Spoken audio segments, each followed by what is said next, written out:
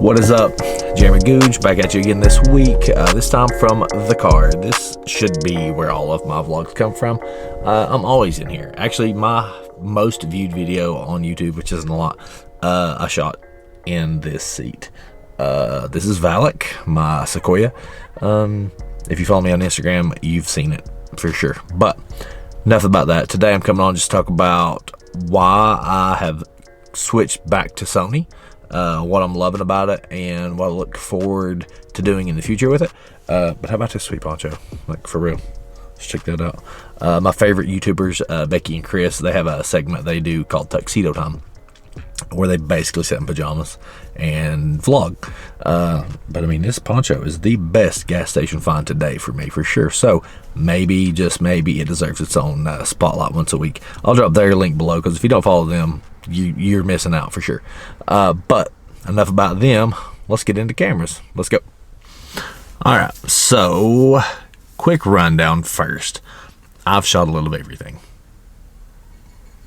Literally, almost everything, I should say. When I started photography almost 20 years ago, I shot Canon. Actually, I started with a Fuji point and shoot. That's how far back we go. But then I progressed into a Canon system, into the 40D, into the 6D. Then I transitioned from that to an Olympus Micro Four Thirds mirrorless system, which I loved. The colors were fantastic. And then from that, I switched to the Sony a7 II. That's been a few years back now. I had the Zeiss 55 lens, the 1.8, the sharpest lens I've ever used to date, still, many years later. From there, I used that for years. Really loved that system. Didn't care for the battery life very much, but I mean, it's mirrorless, so that's not unheard of. But then, after a while, decided to jump ship and go to Fuji. And I loved Fuji. I had the X-T1, the X Pro 2, the X100S. Really enjoyed shooting Fuji that entire time. And then I had the camera malfunction. My motherboard died on my camera. Like, it just shut down, wouldn't turn on. And that's kind of when things changed. I decided to look at other systems while that was in the shop getting repaired. And then I kind of wanted to stay mirrorless. Obviously, I love mirrorless, so I looked at the Z6. I looked at the EOS R, even kind of looked at the EOS RP, just for the price point, and was really leaning toward the Z6. So I ended up trading my Fuji system out, ended up with a D750 from Nikon. Loved it. No complaints, except for the fact that it was a DSLR. And honestly, I could shoot video with it. But at that time, didn't care. Didn't want to shoot video. Was not even on my radar. As my styles changed, as my interests have changed, as I've grown in video work a little bit, it's not great, but still, as I've grown and I've learned some things, I'm really interested by it. I'm really challenged by it. So I want to get back into video. The Z6 also fit that profile. The one card slot was whatever. Like, I preferred to, like everybody else, but at the same time, it wasn't a deal breaker for me.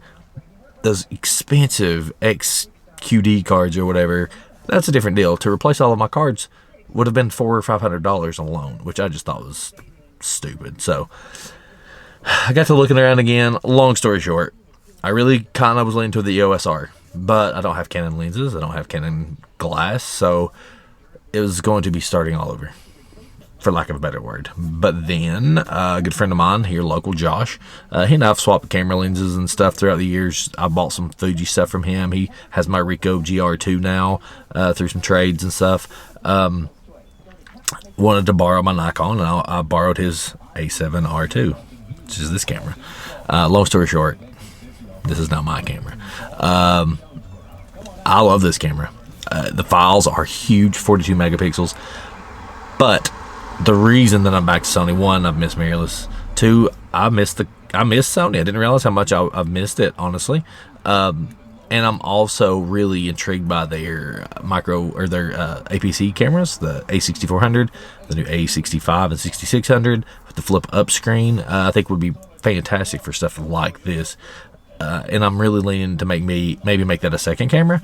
I've looked at the A7 III. The A9 really has my attention more than that for several reasons, but that's not the point.